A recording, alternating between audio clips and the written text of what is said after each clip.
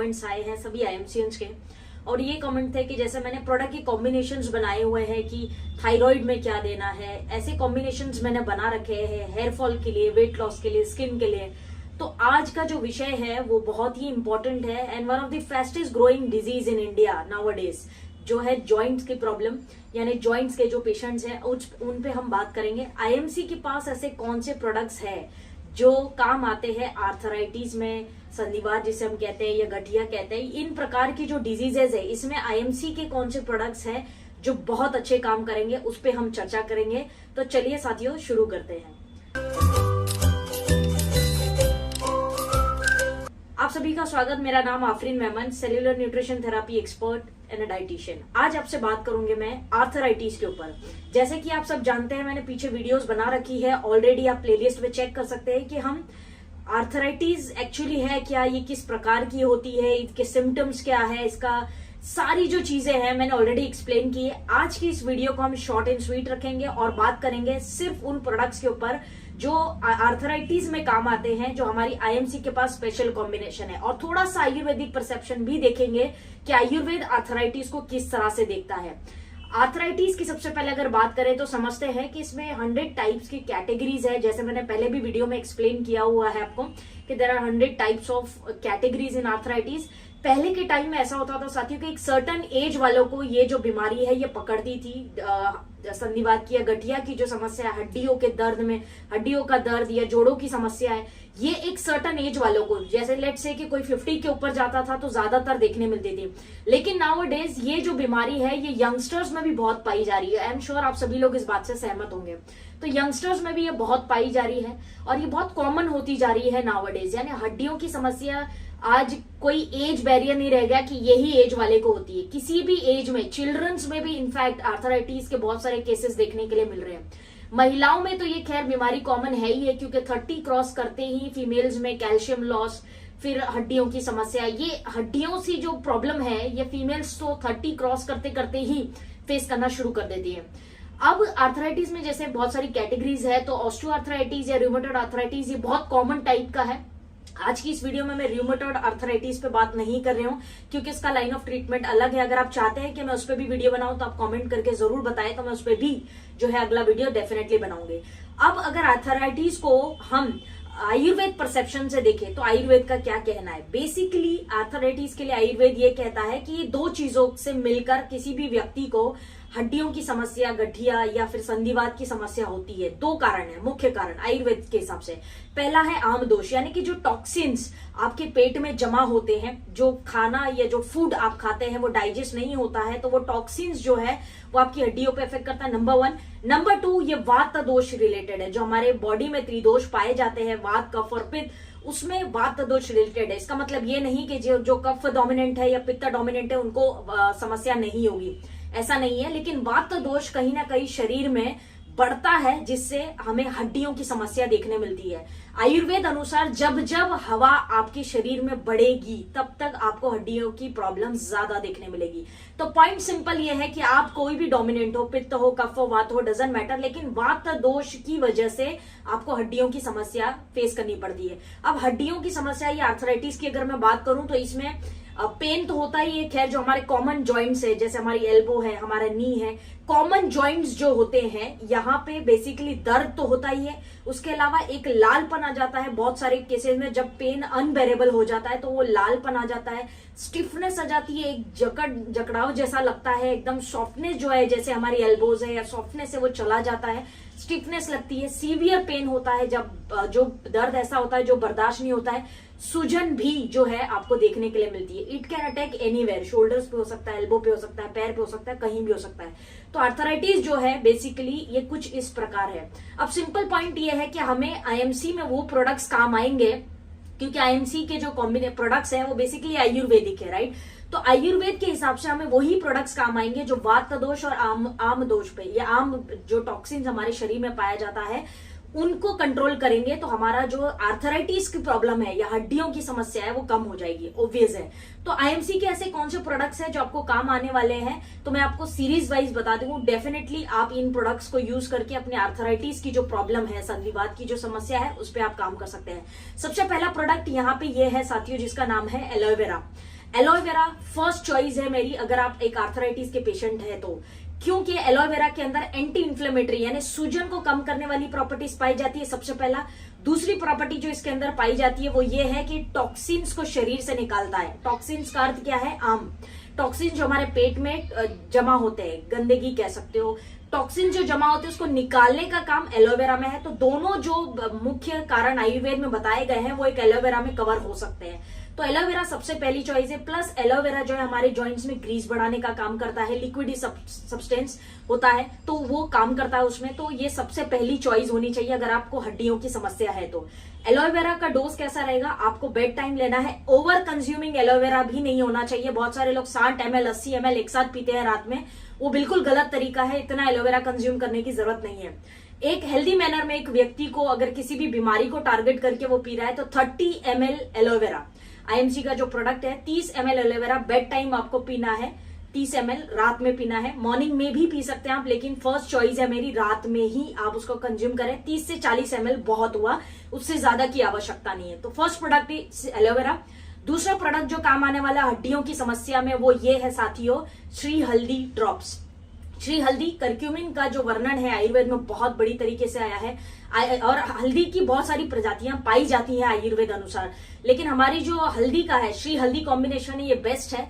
अगर श्री हल्दी की मैं बात करूं तो ये क्यों मैंने रेकमेंड किया है, क्योंकि सबसे पहला कारण है कि ये त्रिदोष में काम आता है, वात कफ और पित्त। तो ऑब्वियस है कि वात को आपके बैलेंस करेगा, राइट। तो हल्दी जो है आपके त्रिदोष में काम आता है, इसीलिए पहली चॉइस है। दूसरा, हल्दी ऑस्टियोआर्थराइटिस और रिमेटॉइड आर्थराइटिस दोनों में ही हल्दी जो है बहुत बेहतरीन काम करता है। तो अब यहाँ पे हम बात करें आर्थराइटिस की तो उसमें हल्दी जो है डेफिनेटली, क्योंकि जॉइंट्स के जितने पेशेंट है उनके लिए हल्दी फर्स्ट चॉइस है आयुर्वेद अनुसार, राइट। तो टर्मरिक जो है आपकी राइट चॉइस है। तो श्री हल्दी ड्रॉप्स आपको कंज्यूम करने हैं। एक दिन में आपको कितना कंज्यूम करना है ये प्रश्न आपके मन में आ रहा होगा, तो मैं आपको बता दूं कि एक दिन में आपको 5 से 6 बूंद काफी है, उससे ज्यादा की आवश्यकता नहीं है।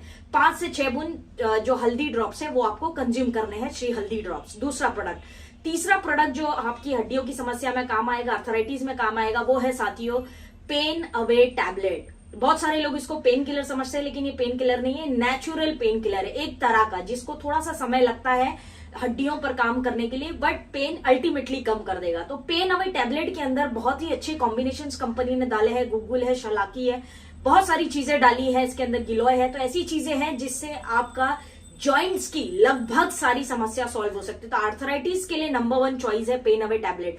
पेन अवे टैबलेट दिन में 2 कंज्यूम करनी है आपको, एक आफ्टरनून में एक नाइट में खाने पीने के बाद। दिन की 2 गोलियां काफी है अगर आप आर्थराइटिस के पेशेंट हैं। स्वेलिंग में और जॉइंट्स को हेल्दी रखने में पेन अवे टैबलेट बहुत जबरदस्त काम करता है।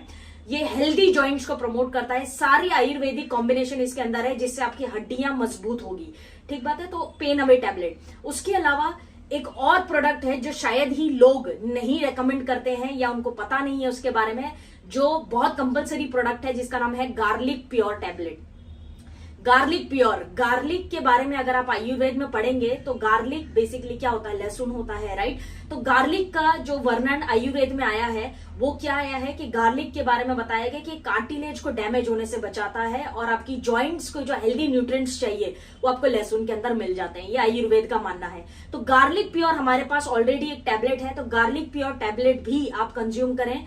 मेरा जो इसका डोज रहेगा वो बेसिकली रहेगा कि आप एक आफ्टरनून एक नाइट कंज्यूम कर सकते हैं। लेकिन अगर आपकी समस्या बहुत ज्यादा नहीं है, सिर्फ पेन रहता है और बहुत ज्यादा इश्यूज नहीं है, तो आप एक कैप्सूल रात में सोते समय कंज्यूम करें, उतना भी काफी है गार्लिक प्योर का। तो एक टैबलेट भी अगर आप रात में कंज्यूम करते हैं तब भी काम चल जाएगा। उसके अलावा अगला प्रोडक्ट जो है साथियों वो ये है कैल्डी।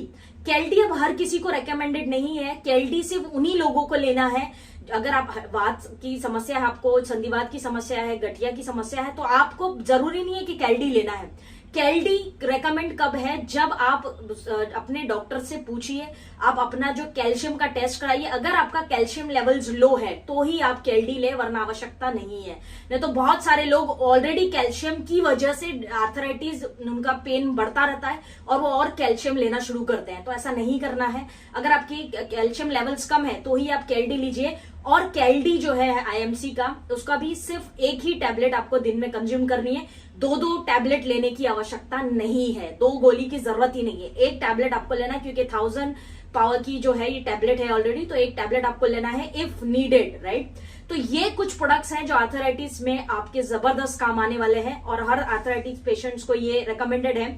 इसके अलावा मैं आपको 2 बोनस प्रोडक्ट बताने वाले हूं। अगर आपकी आर्थराइटिस बहुत लंबे समय से चल रही है, बहुत लॉन्ग टाइम से आप ले रहे हैं, पेन किलर्स भी खा रहे हैं, कैल्शियम भी ले रहे हैं, बहुत सारी चीजें कर रहे हैं, तो एडिशनल जो चीजें ऐड करनी है वो ये एडिशनल है, कंपलसरी नहीं है। जिनकी कंडीशन बहुत वर्स्ट है उन लोगों के लिए आयुर्वेद अनुसार रिकमेंडेड है। नंबर 1, सबसे पहले हमारा जो एंटी रेडिएशन ब्रेसलेट आता है, ये डेफिनेटली आर्थराइटिस के केसेस में बहुत अच्छा काम कर सकता है। जॉइंट्स के केसेस में जितनी हड्डियों की समस्या है, क्योंकि ब्लड सर्कुलेशन को बढ़ाने में काम आता है, पेन को कम करता है, तो ऐसी मल्टीपल चीजों की वजह से स्लिप मैनेजमेंट में भी बहुत अच्छा है हमारा ब्रेसलेट। तो ये रिकमेंडेड है। अगर आप इसको अफोर्ड कर सकते हैं तो डेफिनेटली लीजिए।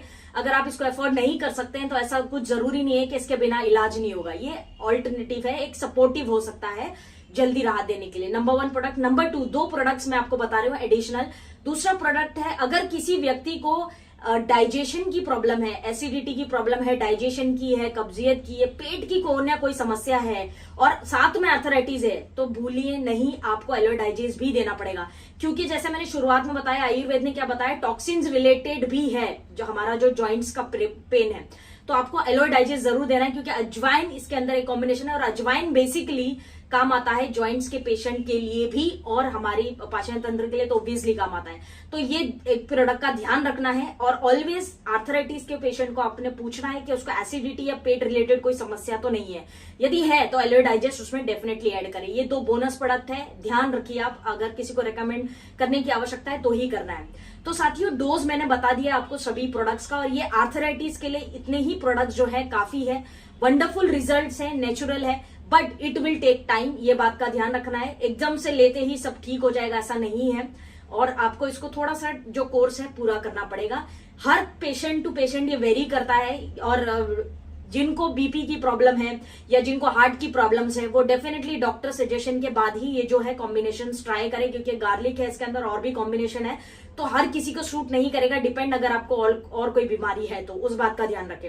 फ्रेंड्स, यहाँ पे ध्यान रखने वाली बात यह है कि अगर आपको आर्थराइटिस है यानी गठिया की समस्या है तो आपको 2-3 चीजों का ध्यान रखना है। सबसे पहले जो एक एक्स्ट्रा टिप मैं आपको देना चाहूंगी कि आप सबसे पहले तो फिजिकली एक्टिव रहे, ज्यादा बैठे मत रहे, ज्यादा खड़े मत रहे, एक ही पोस्चर में नहीं रहना। अगर आप जॉइंट्स के पेशेंट हैं, आपको फिजिकली एक्टिव रहना पड़ेगा। थोड़ा बहुत वॉकिंग करिए, आई एम नॉट सेइंग कि जिम विम जाना चालू कर दीजिए, बट थोड़ा बहुत वॉकिंग वगैरह करना है, फिजिकली एक्टिव रहना है ताकि आपके जो जॉइंट्स है मूवमेंट में रहे, राइट। दूसरी चीज, आपका स्लीप पैटर्न बहुत ठीक करना है, क्योंकि निद्रा is very important as per Ayurveda. अगर आपको कोई भी ट्रीटमेंट करना है, not only arthritis, any disease, तो आपको नींद इज वेरी इंपॉर्टेंट। तो स्लीप पैटर्न को अपने ठीक करना आपको। तीसरी चीज, अगर आप बहुत ओवरवेट है, आपका वजन बहुत ज्यादा है, तो आर्थराइटिस ट्रीट करने से पहले आप अपने वेट को रिड्यूस करिए, क्योंकि अल्टीमेटली पूरे शरीर का जो वजन है आपके घुटनों पे होता है। तो it is very important and recommended, highly recommended है कि आप अपने वेट को पहले टारगेट करें, उसके बाद में आप अपने आर्थराइटिस के ऊपर फोकस करें।